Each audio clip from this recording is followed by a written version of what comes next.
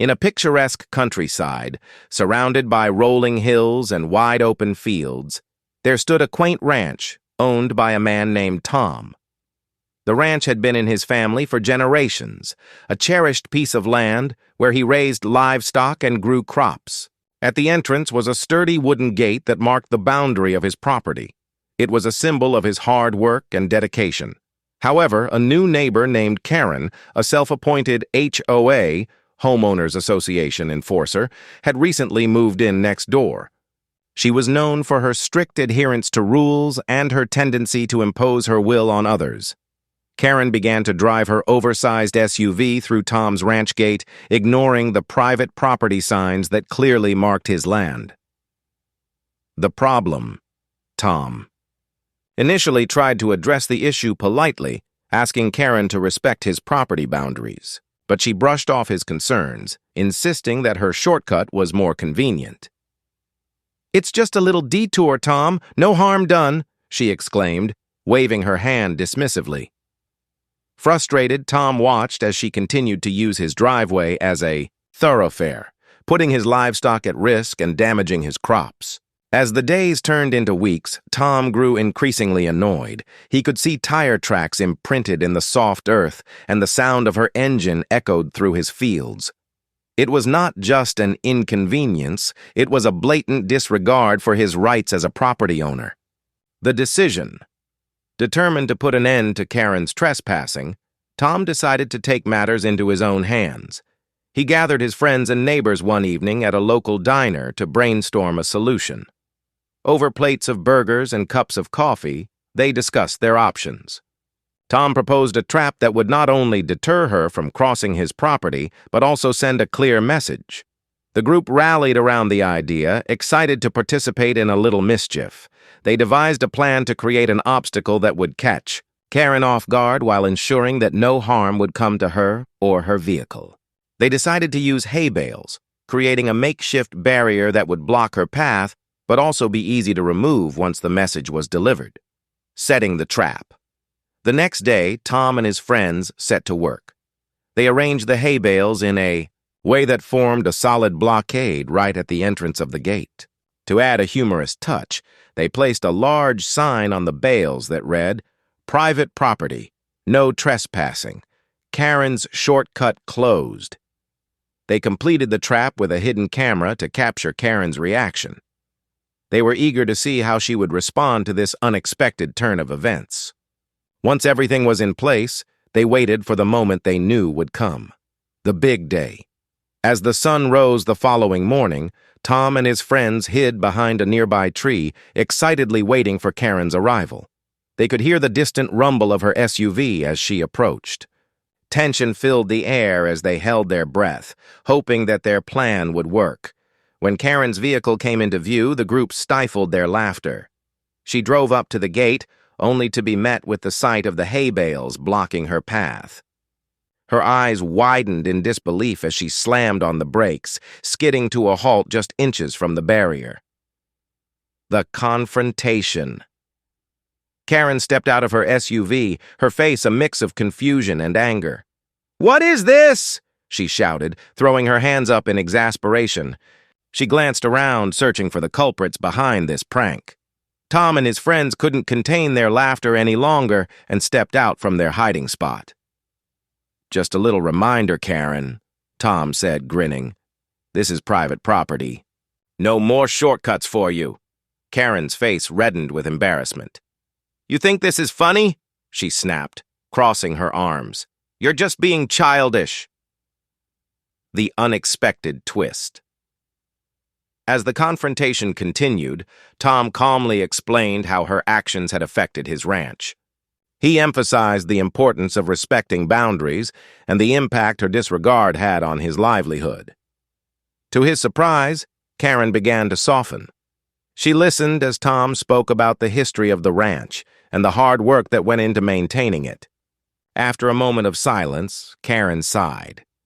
"I guess I didn't think about it that way," she admitted, her tone shifting. "I just wanted a quicker route. I didn't mean to cause any trouble." Tom, sensing an opportunity for resolution, proposed a compromise. "How about we find a way to work together? I can show you a better path around my property that doesn't disrupt anything, and we can both benefit from it. Finding common ground. Karen nodded, recognizing the wisdom in Tom's words. They spent some time discussing alternative routes, and as they talked, the tension began to dissipate. Tom realized that Karen, for all her faults, was just trying to navigate a new environment. They agreed to put up clearer signs and even have a community meeting to discuss property boundaries and respect for each other's land. Tom and Karen shook hands, both relieved to have reached an understanding. The hay bales, once a source of conflict, became a symbol of their newfound relationship. Building a friendship. In the following weeks, Tom and Karen worked together to improve their neighborhoods.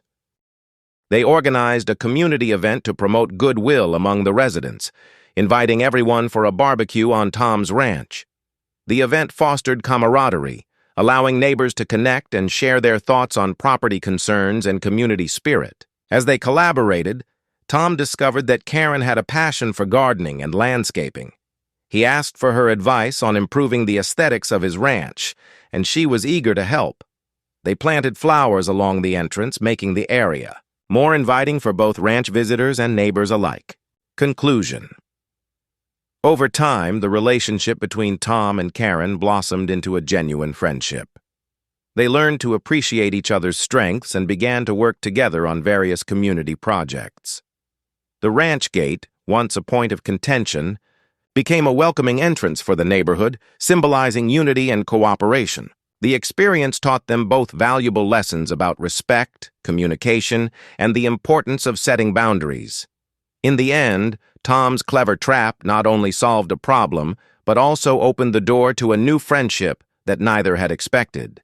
And as for the ranch gate, it stood tall, a testament to the power of understanding and collaboration in a small community.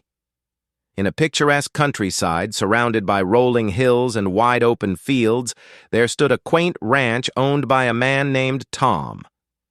The ranch had been in his family for generations, a cherished piece of land where he raised livestock and grew crops. At the entrance was a sturdy wooden gate that marked the boundary of his property. It was a symbol of his hard work and dedication, a place where he felt a deep connection to his roots. Tom was known in the community for his kindness and willingness to lend a hand. He often hosted barbecues and gatherings, inviting neighbors to share in the bounty of his land. However, a new neighbor named Karen, a self-appointed HOA, homeowners association enforcer, had recently moved in next door. She was known for her strict adherence to rules and her tendency to impose her will on others. The problem. Karen had big plans for her own property, which included extensive renovations that she believed would enhance the value of her home. However, her approach to achieving her goals often involved neglecting the boundaries of others. She began to drive her oversized SUV through Tom's ranch gate, ignoring the private property signs that clearly marked his land. At first, Tom was patient.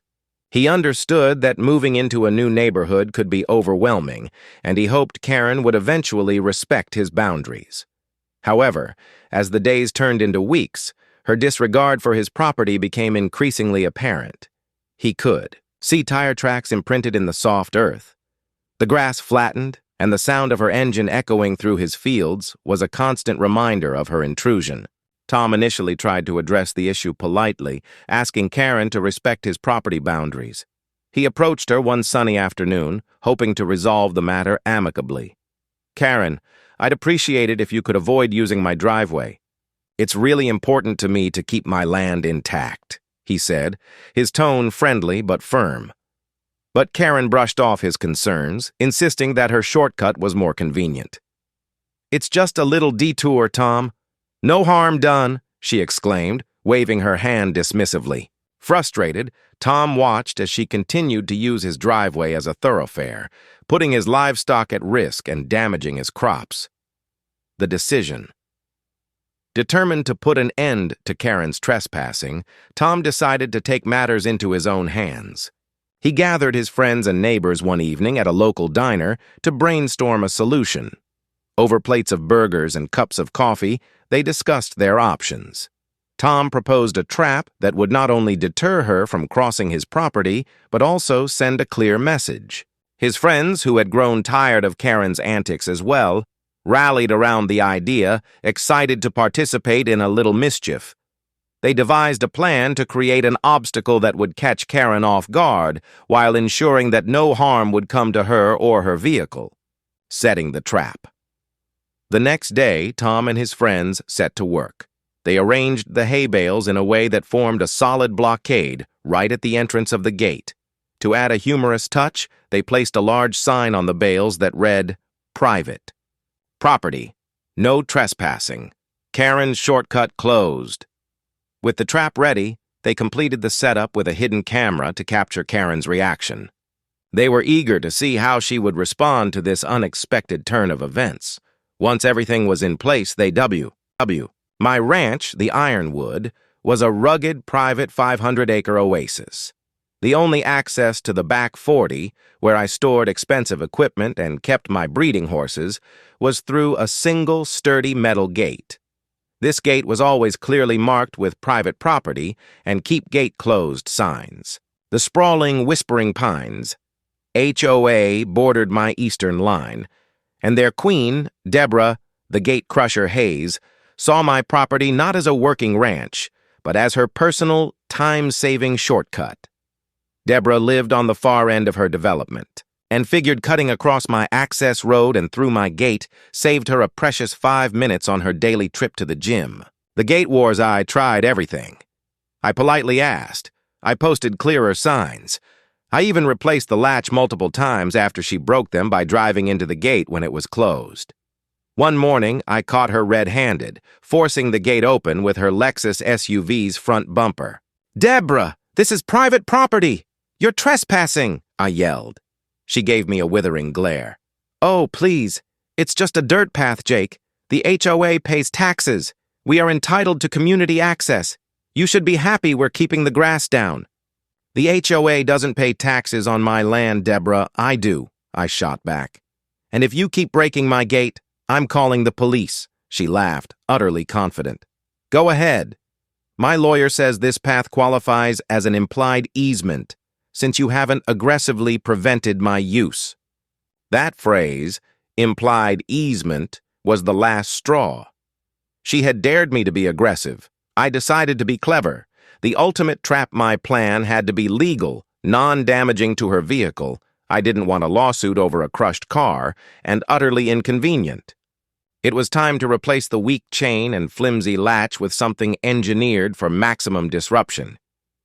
I spent 2 days working on the gate with a welder and some heavy-duty materials. The new gate. I replaced the gate with a reinforced steel design mounted on massive, immovable posts. The lock. I installed a military-grade electronic solenoid lock disguised inside the post, controlled by a numeric keypad. The trigger. The key component was an induction loop buried just under the dirt on the private side of the gate. The loop would detect when a vehicle had crossed into my property. The trap was simple. The new lock was programmed to be open for only 30 seconds after it was keyed in. Once the induction loop detected a vehicle had crossed, the lock would immediately re-engage and lock the gate permanently until a special override code was entered. I keyed in the daily use code for my workers and placed the keypad on a high pole. The override code, of course, was in my pocket. Justice is served. The following afternoon, I sat in my truck nearby, watching through binoculars. Sure enough, Deborah pulled up in her Lexus. She had obviously hired a teenager to watch my workers enter the code because she pulled out a crumpled piece of paper and punched the numbers into the keypad. The electronic click signaled the lock was open. She accelerated through the opening, convinced she was still winning. The moment her rear tires passed over the buried induction loop, the system triggered. The massive steel bolt shot back into place with a definitive mechanical clunk. Deborah stopped her car about 50 feet past the gate, delighted with her time-saving exploit. But when she glanced in her rearview mirror, the smile vanished. The massive steel gate was firmly closed and locked behind her. She was trapped on my land. She backed up to the gate, tried the code again. Locked. She pushed the gate. Immovable. She then tried to reverse all the way back to the HOA road, only to realize the only way back was through the now locked gate. I drove up slowly and parked beside her. "Having trouble, Deborah?" I asked politely. Her face was scarlet. "This gate. It's broken. Let me out right now, Jake. I have a spinning class." "The gate isn't broken," I corrected her. "It's working perfectly. It's a secure access system designed to keep unauthorized people off my land. You drove through my private, actively locked property, and now the system has put you in quarantine." She threatened to sue, to call the police, and to have the HOA tow the gate. I simply pointed to the 2 security cameras I'd installed right above the posts and said, "The police will be happy to see the footage of you willingly trespassing." I then called a local towing company and hired them, at a premium price, to haul her Lexus backwards over my rough dirt road to the nearest county road outside the HOA.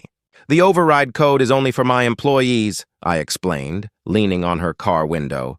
"For trespassers, the only way out is via tow truck, and I'm charging you the full trespassing fee before I authorize its removal."